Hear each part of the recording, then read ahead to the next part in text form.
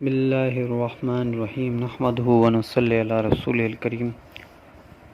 دوستو بزرگوں، ہمارا جو سیرت کا موضوع چل رہا تھا اس میں ہم یہاں تک پہنچے کہ جنگ بدر میں صحابہ شہید ہوئے، 72 صحابہ شہید ہوئے اس میں، اور بڑا نقصان ہوا۔ پھر آپ علیہ السلام واپس گئے، مدینے پہنچے تو پھر آپ علیہ السلام پھر انہوں نے جو آپس میں کہا، ابو سفیان والوں نے، کہ بھائی جاؤ چلتے ہیں حضور اکرم صلی اللہ علیہ وسلم پہ حملہ کرتے ہیں، ابھی تو پھر وہ آئے۔ پھر آپ علیہ السلام کو جب پتہ چلا، آپ علیہ السلام باہر آ گئے، حمرا اور اسد پر آ گئے، تو پھر وہ واپس چلے گئے۔ تو پھر جب ان کو یہ پتہ چلا، صحابہ کو جب یہ خبر پہنچی کہ اب ہم دوبارہ جنگ کریں گے، آپ نے فرمایا کہ وہی ساتھی چلیں گے جو ابھی احد کے میں شریک تھے، وہی چلیں گے اور دوسرے نہیں۔ عبداللہ بن سرور آیا، منافقوں کا رئیس المنافقین، یا رسول اللہ میرے اب 350 آدمی بھی چلیں گے۔ آپ نے فرمایا نہیں، صرف وہی آدمی چلیں گے جو احد والے، اور وہ زخمی بھی تھے۔ صحابہ کرام رضوان اجمعین نے کہا حسبنا اللہ ونعم المولا ونعم الوکیل۔ فرمایا کہ جب انہوں نے ایسے بولا، حسبنا، سب صحابہ نے کہا، تو اللہ جل شانہ نے ان کے دل پہ ایسا رعب ڈالا، مشرکوں کے دل میں۔ ان کو جب پتہ چلا کہ صحابہ پھر سے تیار ہو گئے، آپ علیہ السلام پھر سے تیار ہو گئے جنگ کے لیے، تو پھر انہوں نے پھر واپس بھاگنے کا کیا۔ فرمایا کہ یہ جو حسبنا اللہ ہے، یہ قول جمیل ہے، اور شاہ ولی اللہ محدث رحمۃ اللہ علیہ کہتے ہیں کہ یہ ایسا قول ہے جو شخص اس کو حسبنا اللہ پر پڑھے، اس کے بعد پھر یقین نہ ہو، اس کے ایمان میں شک ہے، کیونکہ جس نے پڑھا ہے اللہ جل شانہ نے اس کو فتح دی ہے، فتح دی، ہر وقت اس کو فتح، جیسے صحابہ کو اللہ نے فتح دی ہے۔ آگ میں پھینکنے والے تھے حضرت ابراہیم علیہ السلام، حضرت ابراہیم علیہ السلام کی زبان سے نکلے حسبنا اللہ ونعم الوکیل۔ فرمایا جب بی بی ہاجر رضی اللہ تعالی عنہ کو حضرت ابراہیم علیہ السلام چھوڑ کے جا رہے ہیں، بی بی صاحبہ نے یہ کلمہ حسبنا اللہ ونعم الوکیل، اللہ ہمیں ضائع نہیں کرے گا، میرے لیے اللہ کافی ہے۔ تو یہ قول جمیل ہے۔ جب انہوں نے صحابہ نے یہ بولا نا، تو اللہ نے ان پہ ایسا ایک رعب طاری کیا کہ انہوں نے کہا بھائی اب واپس جائیں گے، کیا پتہ کہ ہم بھی قتل ہو جائیں، یہ وہ، پھر واپس چلے گئے۔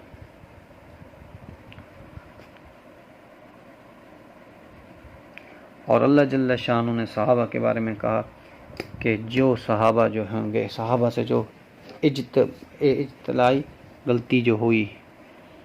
ہم نے ان کو بھی معاف کیا، سب کو معاف کیا۔ پھر اللہ جل شانہ نے قرآن میں فرمایا، جس کا مفہوم یہ ہے کہ ہم نے صحابہ پہ جو ہے تھوڑا سا نیند کا غلبہ کیا، جس کا مفہوم ہے تھوڑا نیند کا غلبہ دے دیا، اس سے جتنے زخمی تھے، جتنے زخم تھے، وہ سارے ان کے ختم ہو گئے، ان کو درد بھول گیا، ان کی ساری، اور ان کو آرام، راحت آ گیا سب صحابہ کو۔ اور پھر آپ جب مدینے آئے تو مدینے میں بنو قینقاع جو تھے اور بنو نذیر والے تھے، ان سے تو آپ کی پہلے بھی جب اس عورت کا واقعہ ہوا تھا، جو میں نے آپ کو پہلے بتایا، تو پہلے بھی آپ علیہ السلام کی تو ان سے نہیں بنتی۔ عہد میں یہ دشمنوں کے سائڈ تھے، تو آپ علیہ السلام جیسے مدینے آئے، پہلے ان کو نکالا، ان کو کہا کہ نہیں، اب ہم، اگر تم لوگ یہاں پہ رہو گے تو ہم تم سے جنگ کریں گے، قتل وغیرت ہوگی، اس لیے اچھی بات ہے تم چلے جاؤ یہاں سے، اور چلے جاؤ، جس کو جو سامان اٹھانا ہے اونٹ پہ لگا کے اور لے کے جانا ہے وہ بھی لے کے جاؤ۔ تو نبی پاک صلی اللہ علیہ وسلم کے بنو قینقاع اور بنو نذیر والوں کو وہاں سے نکال دیا، اور جتنے یہود تھے وہ بھی چلے خیبر کی طرف، اور جا کے انہوں نے اپنا خیبر میں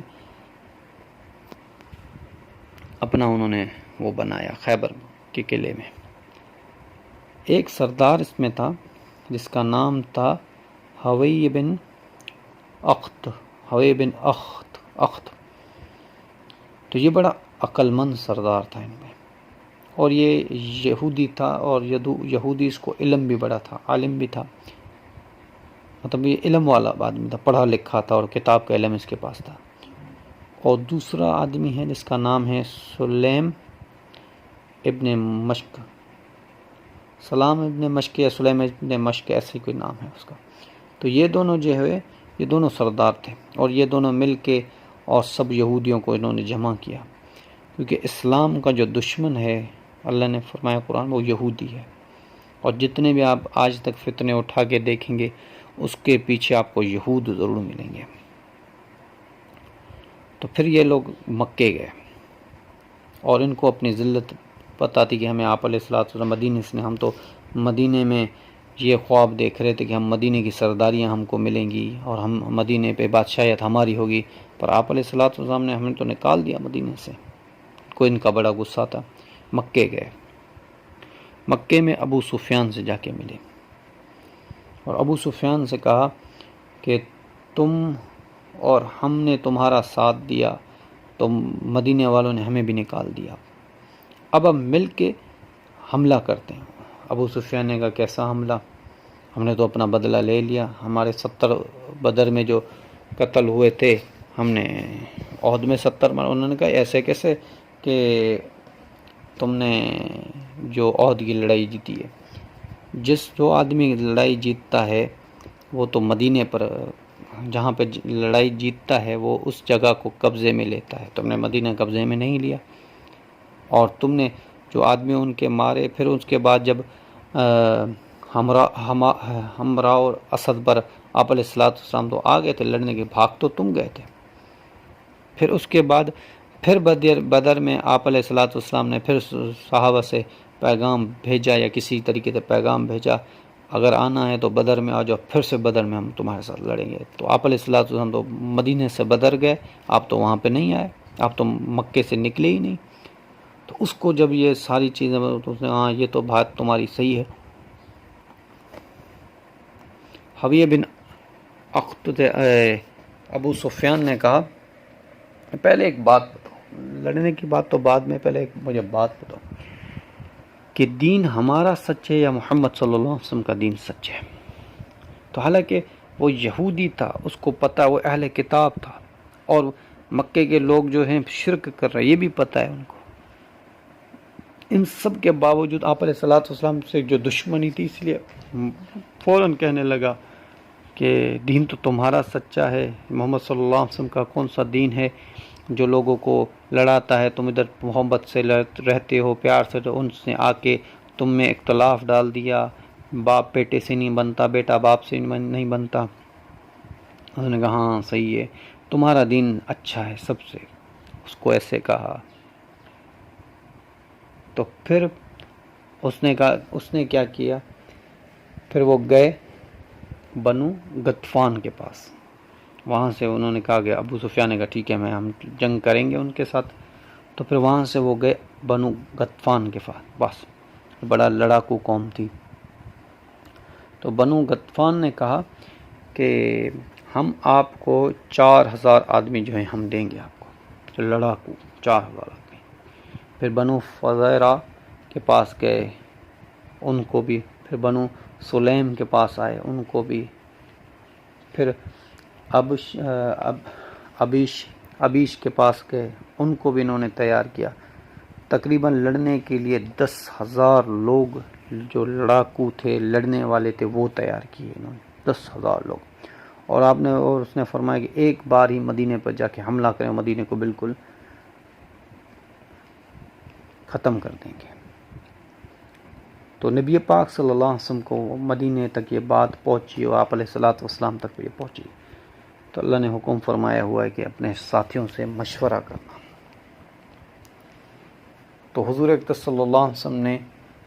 سب کو بلایا، صحابہ کو بلایا، اور صحابہ سے فرمایا کہ تمہیں پتہ ہے کہ یہ بنو قینقاع والے اور بنو نذیر والے جو یہودی ہیں، خیبر والے، انہوں نے کیا کیا ہے کہ مشرکین مکہ کو جوڑ دیا، آبیس کو جوڑ دیا، بنو غطفان کو جوڑ دیا، بنو فزیرہ کو جوڑ دیا، بنو سلیم کو جوڑ دیا، اور یہودیت جتنی بھی تھی اس کو سب کو جوڑ دیا۔ اب یہ ہم پہ حملہ کرنے کے لیے سوچ رہے ہیں، ہم پہ حملہ کرنے کے لیے آ رہے ہیں، 10,000 کا لشکر ہے لے کے آ رہے ہیں، اب کیا کریں؟ صحابہ اکرام رضوان اللہ اجمعین نے مشورہ دیا. تو یہ اللہ جل شانہ منظر بنا رہے ہیں اب جنگ خندق کا، جنگ خندق کا اللہ پاک جل شانہ جو منظر بنا رہے ہیں، اور اللہ پاک دکھانا چاہتے ہیں مسلمانوں کو بلکہ پوری دنیا کو کہ ہر وقت فتح جو ہوگی، ہر میدان میں ہوگی، وہ میرے ماننے والوں کی فتح ہوگی، اور جو مجھے نہیں مانتا ان کے پاس ہر وقت شکست ہوگی. تو زندگی رہے گی تو بات چلتی رہے گی. وما علینا الا البلاغ.